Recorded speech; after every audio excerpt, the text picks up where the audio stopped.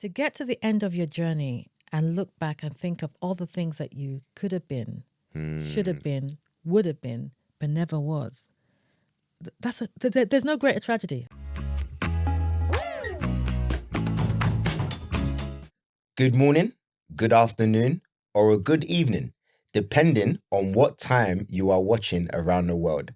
My name is DesFinance, and welcome to my brand new show, DesFinance Talks. Success leaves clues.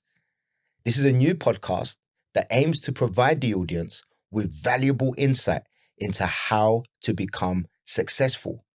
How do we obtain it? Well, what is success, I hear you ask? According to Earl Nightingale, success is defined as the progressive realization of a worthy goal. So I ask you, what is your worthy goal? Write it down. You see, guests will be from all walks of life, but the aim for each interview will focus on the journey of the guest and valuable information, knowledge, and nuggets that the audience can take away for their success journey.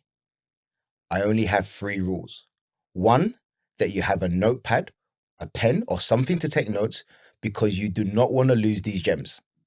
2, if you hear something and it stings, it's meant for you. 3, and this is the most important, do not leave any of my podcasts without noting the actions that you are going to take. If you ask me, what's been the one thing that's helped me along my journey, it's simply taking action. You see, I'm an action man. Just a tiny bit about me, so we're not strangers. 6 years ago, I was a secondary school teacher in East London. And as much as I loved my job, I was living paycheck to paycheck. I was broke, busted, and disgusted. Then an opportunity came my way and I took mass action. And the rest, as they say, is history. If you're serious about your success journey, whatever it may be, then make sure that you subscribe and hit the bell. In fact, do it right now. Take action. And now, on to our next guest. Action, let's go.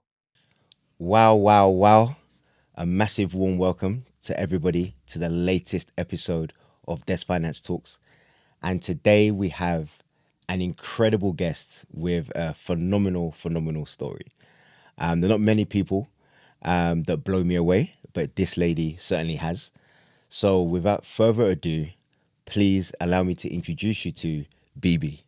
Bebe, a big warm welcome. Thank you so much for having me. How are you today? I'm good. Yeah, I'm really excited to be here. Why don't you introduce yourself to the guests and tell us a bit about yourself and your story? My name, as you said, is Bebe Clement. And alongside my husband, I run a group of small companies. We have a commercial law firm in South London. We have we publish a legal magazine called Law Digest, which is the premier magazine for African lawyers globally. We have an HR consultancy, business management consultancy, stuff like that. So it's just a group of small companies.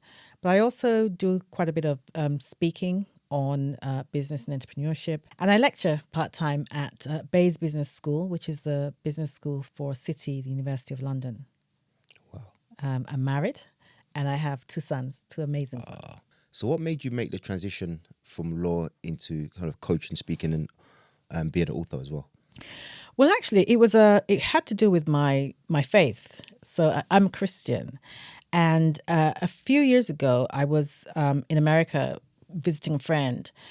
And I was babysitting for her and her husband. And while I was sitting there, I was reading a magazine on personal finance. It was an article by a woman called Susie Orman, who you probably know in America, which is very unusual for me. I'm not usually drawn to things like that. I had no interest in things to do with money. But I began to read this article, and as I read it, it was almost like there was fire going through my bones. I couldn't understand what was going on. And then I believe that the Lord said to me, listen, when you get back to the UK, I want you to go teach my people how to create wealth. And I tried not to laugh because it just seemed so ridiculous. It was not my field. I didn't know anything about it, had no interest in it. And the last thing I wanted to do was to go and start speaking. But long story short, I did end up doing it. And I've been doing it pretty much ever since. And out of that, has grown 2 books, Wow. an almost global, pretty much global speaking business or whatever it is that you want to call it now. But it all was birthed from that experience. Wow. Yeah. I like what you said about it felt like fire was going through your Yeah. bones, because for me it sounded like, it was just resonating on a different level. Yeah. And I believe maybe something deep in your subconscious, was aligned with that, and almost like these lights were going off inside of you. I think you're right. I do. I think you're right. It definitely hit something on the inside of me that, something in me agreed with, even if on a psychological level I was thinking, no, I don't want to do this. But yes. So I don't think I really had a choice but to say yes, to be honest. I don't think I would have had any inner peace if I'd said no. Yeah. And how was the transition? Was it smooth, plain sailing? When I came back to the UK, I remember that my cousin and her husband were pastoring a church. So I contacted them and said, can I come and preach in your church? And I think they were a bit taken aback. But they said, okay, we'll get back to you. We'll let you know and we'll get back to you. So I thought, okay, a week they'll get back to me. I didn't hear anything for ages. And then the Holy Spirit said to me, listen, this is preparation time. Don't just sit around. Begin to learn about money. And he began to teach me certain things that he wanted me to learn about. About 3 months later, they came back to me and said, okay, you can come and speak. I spent a lot of money on seminars and attending classes on how to speak well in public and all that, because that wasn't my forte at all. So I did all that, and then they allowed me to come and preach on a Wednesday night when there was no one there. There was no one there in case I messed up. So I went and I spoke, and it kind of just grew from there. I don't mean to talk about my faith that much, but it's an integral part of who I am. I think when you walk with God, you have to be ready to walk on water. To walk on water. Absolutely. Yeah. Now, it's interesting you mentioned faith, because it's a big topic in our academy. It's definitely one of the most powerful forces that we have. How can someone develop faith? If you really want to grow in your faith, you have to spend quality time alone with God. He describes it in the Bible as a secret place. And that's exactly what happens. He tells you secrets in the secret place. And even though, a collective faith is an important part of your walk with God, but nothing can substitute that one-on-one time with him, where you're just naked before him. They say that public speaking is the number one fear of most people. Yeah. And number 2 is death. So people are more scared of public speaking than they are of dying, which I always find fascinating. Me too. But it's such a great skill. It's one that I definitely encourage people to develop. Yeah. So how did you prepare? I was a debater when I was young in secondary school in Nigeria. And my father, who was a politician, used to teach me how to, speak well in public. But I never connected that skill with my purpose in life. Never. But when God called me to come and to speak, I just spent a lot of time and money attending seminars and workshops and buying whole loads of books and practicing and walking around the house, talking to myself like a mad woman, just trying to, build that skill up. And I started getting feedback of the impact on people's lives. I just grew a bit more in confidence. And I don't shake as much as I used to. What it sounds like you did really well was you threw yourself into it. And then, before you did that, you practiced, you said you was walking around, blah, blah. And it's an old adage, practice makes perfect, but it actually makes a lot of sense. Yeah. Because you become familiar with what you're talking about and so on and so forth. The subconscious mind, is not as shaken in that moment, because it knows, okay, we've been here, we've practiced this, that's fine. And then you got the feedback. And I think the feedback gives you that boost. And then it becomes this nice cycle of feedback. You do it again, you get some nice feedback and you do it again. Yeah. Wow. Also, once I think you figure out that what you do affects people's lives in such a way that it's actually a privilege to be able to speak into people's lives. It's not a privilege I take lightly. I'll give you an example. I went to speak somewhere a few years ago at a church, and it wasn't that big a deal. It was just a business seminar. About 2 years later, I was at a party, a social event, and there was an elderly lady sitting next to me, and we, exchanged pleasantries, and I told her my name. And she just said to me, "It's you. My daughter heard you speak in a church a few years ago, and she came home and she said, 'Mom, I'm jacking in my job.'" Oh my God. She said, and she did. And she and her sister set up a cake company. She said, and they're doing excellently. Wow. When you hear something like that, that you the privilege of being able to speak into somebody's life and they make that kind of decision that may affect generations to come, that, you know, their financial state for generations to come, you just think, wow, how privileged am I to get to do that? We have a limited amount of time on the earth. We really do. Too short a time for us to be doing anything other than what we were born to do. Wow. So the sooner you get busy doing what you were born to do, the better. But what would you say to someone right now that's maybe, you know, maybe stuck doing something that they don't want to do? Maybe they're doing a 9-to-5 that they're not passionate about. Yeah. And, you know, I'm not anti 9-to-5, although I'm very pro entrepreneurship. But if someone is kind of stuck watching this podcast, how can they discover their purpose? Because a lot of people, they like the idea of living on purpose or, you know, living for their purpose, but they have no idea. They don't know where to start. And I think if there's one outcome from this podcast that helps one person to really kind of connect in the same way that the cake lady did, I think that'd be really powerful. So how can one start to move towards living their purpose or doing their purpose if they've got absolutely no idea? Whatever you are able to do naturally, that you do with the greatest amount of ease, but has the greatest impact, that people say to you, "Oh my God, I wish I could do that." It might be cooking, it might be dancing, it might be singing, it could be anything. I think that is usually a signpost to your purpose. It might even be a bad experience that you can share with someone that they'd be willing to pay for. A friend of mine went through a very bad divorce, but when she finally came out of all that and got over it, and got her life together, she kind of, you know, wrote down all the things that she did to get her life together and started coaching other women. Wow. And sadly, there's no shortage of women who need that kind of information now. So now she makes crazy money doing that. What experience do you have or knowledge do you have that you could, you know, monetize? And then finally, what are you passionate about? Yeah. What makes you want to get up out of the bed every day and just go? I don't know if you know this, you probably do, but they say that 70% of heart attacks happen on a Monday morning between the hours of 7 and 10 when people are getting ready to go to a job that they hate. They're underpaid, overworked, they can't stand their boss, they don't like the colleagues that they have, and you're doing that day in, day out for years. That has such a detrimental effect on your self-worth. What would you say to somebody that would say, "Oh, you know, I don't have any gifts"? You know, some people say, "Oh, I don't have any gifts. There's nothing that I do well."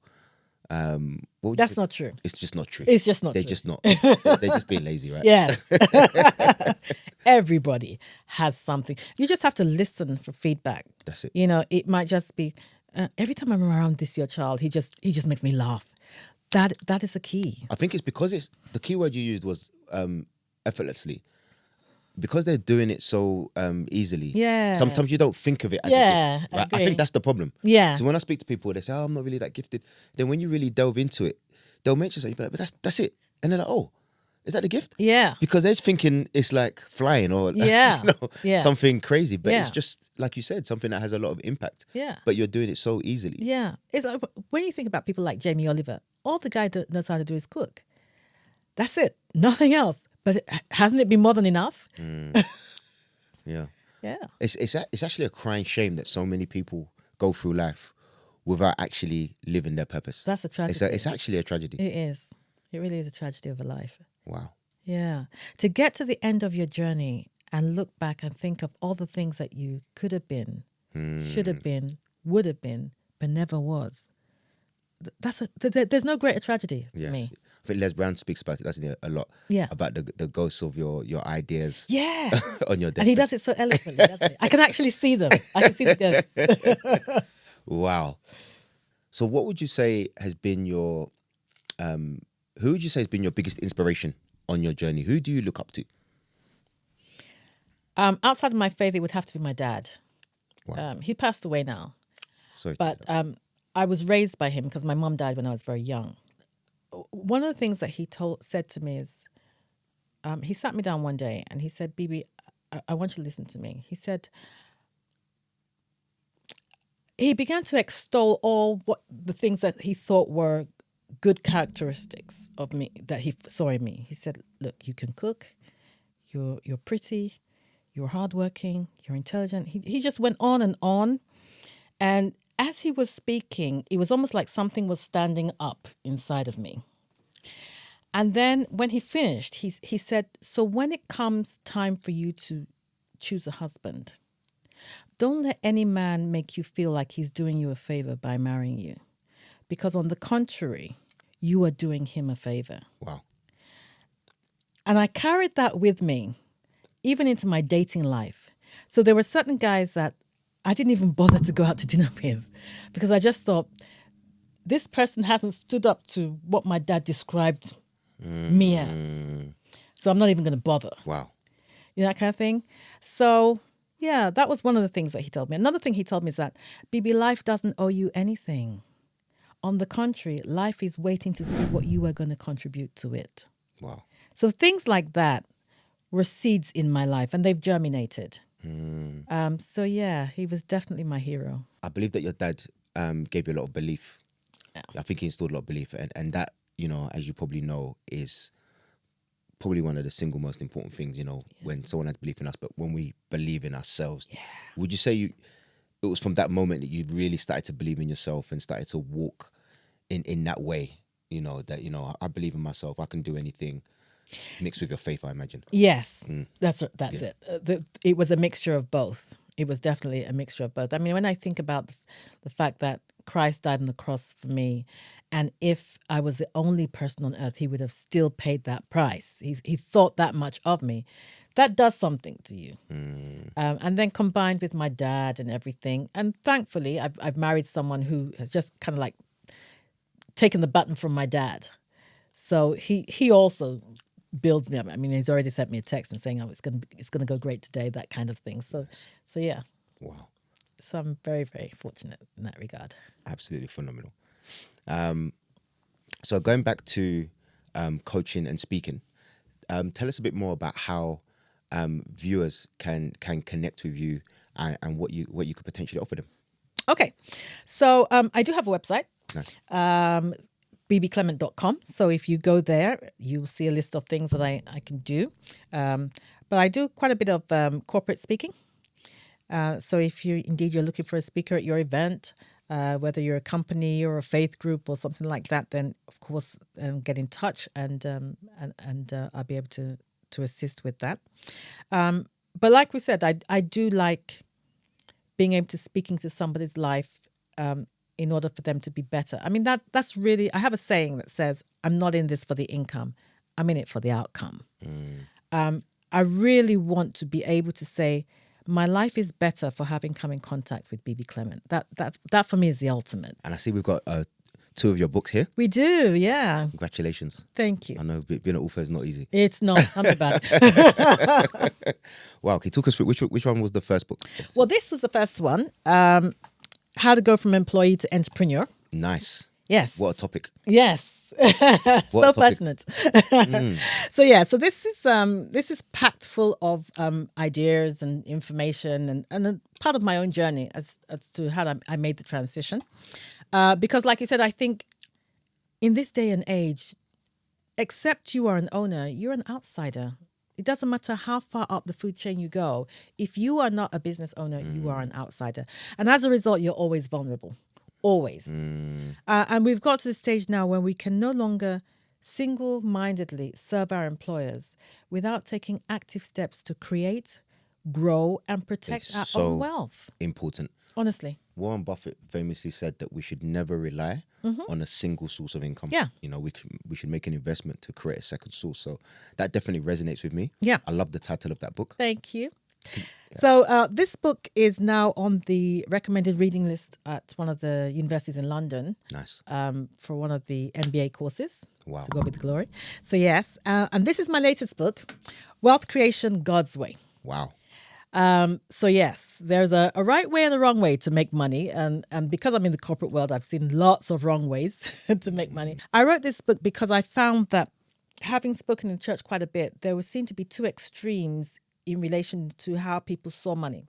So I saw a group of people who they don't want you to talk about money. You can talk about health, you can talk about, spiritual life, you can talk about anything, but you mustn't say anything in relation to money from the pulpit. And for some reason, they felt that being poor was synonymous with being spiritual, which I think is a lie from the pit of hell, to be honest. So there was those group of people. But then we also had the prosperity group of people who you had to be rich at any cost. And their lifelong pursuit seemed to be just get money. It was almost like how they have in with gangs. What is it? Get rich or die trying, but with a spiritual slant on it. Yes. So yeah. So this book shows biblical principles as to how you can become wealthy without selling your soul. Wow. Can you share one principle with us? Yes. So when I think about the ant, he specifically says that we should observe the ant. And I look at some of I spent quite a bit of time studying the ant. One of the things I learned is they are up early. They work through different seasons. They use the elements to their advantage. They punch above their weight. They also they achieve impossible things through teamwork. Impossible things. I mean, it was fascinating watching these ants, what they were capable of doing, but they were able to do it because of teamwork. So all those kind of principles are quite important. Wow. Yeah. I like what it says in Ecclesiastes chapter 11, verse 2, where it says that we should have our money in 7 or 8 places, for we do not know what disaster may come upon the land. Yeah. That one really inspired me because I was relying so much on one source of income. And then I did some research and I realized that the average millionaire has 7 or 8 sources of income. Yeah. And it just perfectly aligned with that Bible verse. Yeah. There's so much wisdom in the Bible when it comes to finances. I studied for a long time King Solomon. Me too. There's a chapter on him. The whole chapter on him. Absolutely. Very fascinating man. And he supports your suggestion that God wants us to be wealthy because he was I think in today's terms, he would be like a multi-gazillionaire or trillionaire. Yeah. Right? So anyone listening to this now who's in their job and they want to make the transition to entrepreneur, are there some top tips you could give them to maybe think about? Yes. The first one is to look at your job differently. So, for instance, when I started my first company, it came about because I saw a gap in the market. I was an employment lawyer for a trade union. And my job was to give legal advice to our members. But every day I used to get calls from small business owners like dentists and GPs and things like that who needed legal advice. My secretary just told me she's pregnant. How can I sack her? things like that.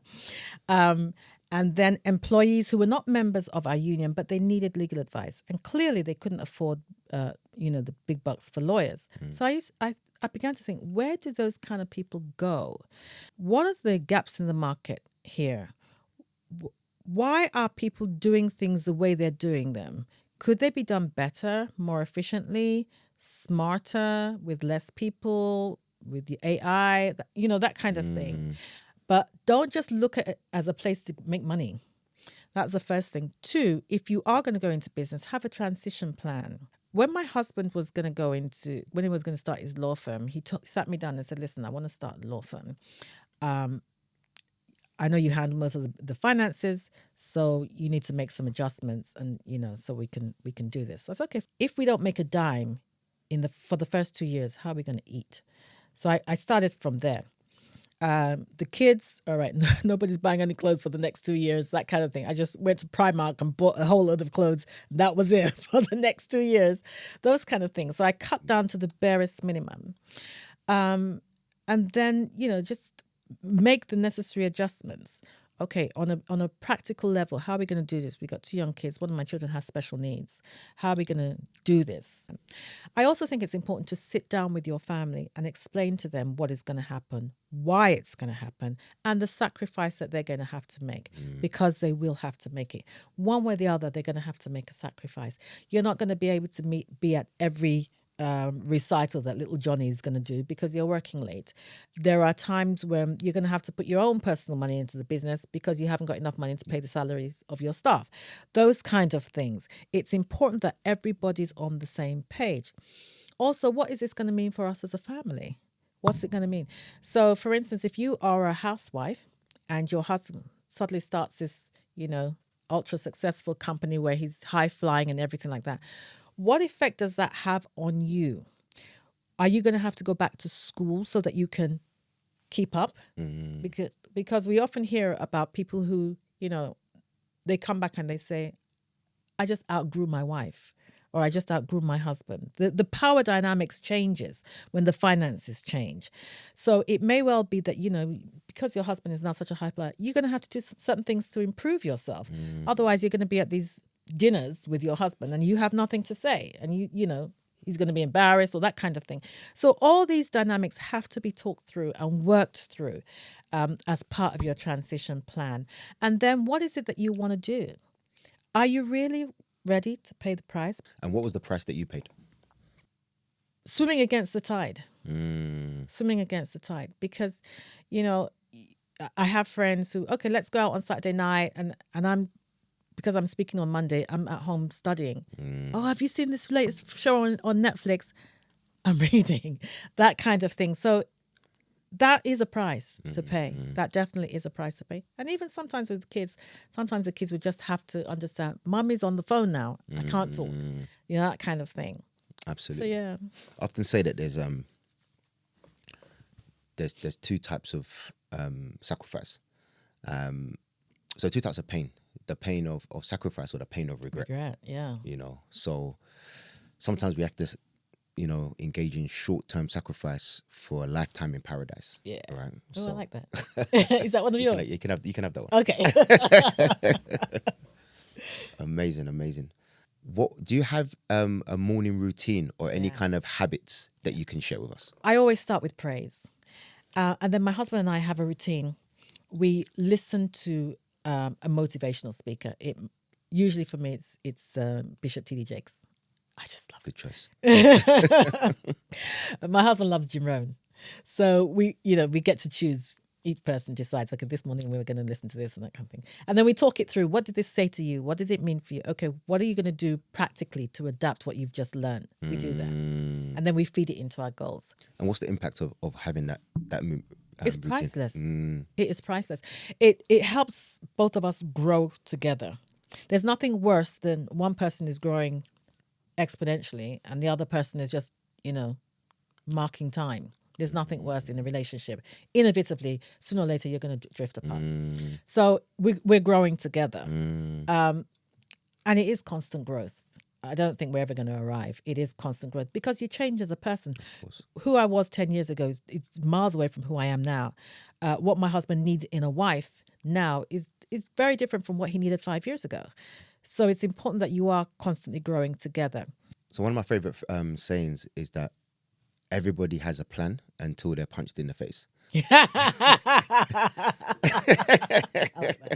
actually a quote from Mike Tyson. Oh, okay. Yeah, unlikely source, but it's a very powerful quote and it's used a lot in entrepreneurship. So what I want to know is what's been the hardest thing that you've had to overcome on your journey and how did you overcome it? The hardest thing that I've had to overcome is having a child with special needs. So my first son has autism, ADHD, and a host of other stuff. That has been very difficult. And of course, the dynamics of your family change forever when you have a child with special needs.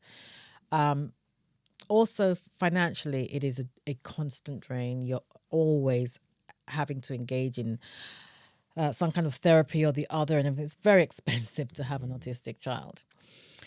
So that has been very difficult. And I think that would have taken me under, but for my faith. Wow. I really do. Wow. And even with my faith, I have my moments when I'm thinking, okay, what's going to happen to my son when I die? Things like that. I try not to dwell on those kind of things too much, and rather than that, try and put things in place that I can affect. Yes. So prepare for him financially, things like that. Build up a relationship between him and his brother, so that when I pass, they will still be Absolutely. love each other and everything like that. A lot of my growth has been in obscurity. When nobody sees you, nobody congratulates you, nobody thanks you. I can't tell you the number of times I turned up to speak and there's one person there, that kind of thing. But I was faithful. I must say that I was faithful. I don't care whether it's one person or 1,000 people. I was faithful. Did you ever feel like giving up when you made the transition into entrepreneurship? No, to be honest. I never felt like giving. There were times I'd lay in my bed and cried, but I never felt like giving up. I kind of felt, this is it for me. Sink or swim. This is it. I ain't going back. This is it. Wow. So in terms of the leadership training that you give, is that mainly corporate, or is that for individuals who are looking to improve their leadership skills as well? It's both. Okay. But it has been majorly corporate. But it's both, because I feel that anything, the success or failure of anything depends greatly on the quality of leadership that's in place, whether it's a home or business, an organization, a country. It's the leadership. Everything stems from leadership. So I'm really, really passionate about that. What's your favorite leadership style? Situational. Wow, I've not heard that one. Can you explain that one for me? It says that you don't get stuck in a particular style. You change your style depending on the situation. So, for instance, I don't know if you remember this, but I can't remember the name of the hurricane. I know they give the hurricanes names, but during George Bush's time, there was a hurricane, and he was very slack in his behavior in responding to that hurricane, because his leadership style is laissez-faire. So it's like when you watched him, when they announced to him about 9/11. Yes. He just sat there. He was in school. He was reading nursery. He just sat there for the next 20 minutes. I mean, the most important thing that happened in... but that's his leadership style. It's always been laissez-faire. So Obama is very democratic. He's very democratic. It's always very touchy-feely. He wants everybody to be happy and all that kind of thing. But when there was a hurricane during Obama's time, because of the backlash that George Bush Jr. had gotten, where he was actually labeled a racist, because the areas that were really affected by that hurricane were black areas, so they felt that there was no agency. Yeah. Although I don't think he was a racist, but notwithstanding. So I think Obama learned from that man, I better do something and and do it quick. We saw a completely different Obama. He would come up on TV with his sleeves rolled up, and his jacket off, and it was like he was giving his people instructions, giving the nation instructions. When the armed forces tell you to leave your home, you will leave your home. You will not stop. You will not, that kind of thing. A completely different Obama. Why? Because the situation called for it. Okay. Rather than being democratic, the situation, especially in a crisis, calls for you to be quite strong in your leadership, because people need direction, they need reassurance, and that whole let's see how it goes attitude, that ain't gonna work during a crisis. What are your thoughts on servant leadership? Yes.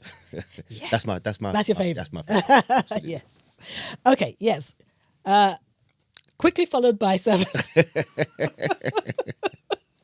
By servant leadership. The thing about servant leadership is that can it work in the corporate world? Because in my world, servant leadership works so well because we're not anyone's boss, right? We rely on people wanting to achieve their goals. Yeah. Right. So Les Brown famously said, help enough people to achieve their dreams and then you will achieve yours. And that's the spirit of our industry. So servant leadership works really well. But in the corporate space where you specialize, can like a CEO of a typical corporate company serve in that way? And I often think of great leaders in this regard, like Jesus, for example. He'd wash people's feet. Yeah. Can it work? I think it's all a mindset, really. And I think it is important to have that, to understand that you are there to serve. I think that is so vital. It changes everything. It changes everything. Your whole approach, your attitude, your level of ability to sympathize with empathy. That's the word I'm looking for. To empathize with people, that kind of thing stems from that whole understanding that you're there to serve. But in the cutthroat, when I think about the financial industry, because a lot of my students go into the financial world, it's so cutthroat. I don't know how that would work, to be honest. So how can our viewers get in touch with you? What's the best way? Is it via the website? Website, yes, and email, which is bb@bbclement.com. Very easy. bb@bbclement.com. Get that on the screen. Yeah. So just drop me a line, and yes, I will be in touch as soon as possible. Yeah. So coaching, speaking. Yeah. If they want to purchase your book. Yeah. Go to the website. It's all on there. You can buy the books. I have a shop page. There's some other products there as well, some clothing material and stuff like that. So yeah, the website is the best place. Bebe, absolutely thoroughly enjoyed this interview. But before we go, I do want to give you the floor to talk directly to the audience and maybe give them some final words. Like I said earlier, life is really short. Too short to be doing anything other than what you were born to do. The Bible tells me that God had a plan for me and for you. Before we were even formed in our mother's womb, he had something in mind that he wanted you to do. It's important that you find out what that is so that you live a fulfilled life. You want to get to the end of your journey and say, thank God that I did what I did. That's what makes you a success. Fulfilling your purpose in life. It's not necessarily how much money you have. Correct. But whether you did what you were born to do. And it might well be, so for instance, it might be God had in mind that today Bebe would be here and say something that would help that person who is stuck in depression say, you know what, I'm going to shake this off and I'm going to give life another try. It may be someone whose relationship has broken down or their husband has walked out the door and they're bitter and they're angry and they're walking around like that. You know what? I'm going to forgive him so that I can go on. That might be all I was born to do. And that's enough. It might not have anything to do with money at all. It might have nothing to do with fame, but that is enough. So I would encourage you to find out what it is that you were born to do, because somebody needs to hear it. Somebody needs to meet you. You are carrying the answer to somebody else's question. Don't let them go to the grave with that question on their lips. It's by no accident that you're watching this podcast. And if you're listening to myself and Bebe and you feel in your soul that, maybe we're speaking to you directly, I encourage you to take action. Take some form of action. Do not leave this podcast the same person. Maybe something stirred inside of you. The greatest piece of action you can take right now is getting in touch with Bebe and getting a plan together. I often say that there are 3 things that you need to be successful. A burning desire. And then once you have a burning desire, you develop a drive. So now you need a vehicle and you need a mentor. And I can't think of a better mentor or coach than yourself. I can't think of a more worthwhile cause than trying to find your purpose, living on purpose, for your purpose. Very, very, very powerful. Yeah. So massive congratulations for all your success. Thank you. And God bless you as well for all the work that you're doing and the impact that you're making in the community. Thank you so much. Absolutely phenomenal. Thank you for having me. Thank you. And I hope that you can come back soon and tell us more about what you've achieved and the impact that you're making. Good. Amazing. Thank you. Fantastic. Guys, we'll see you at the top.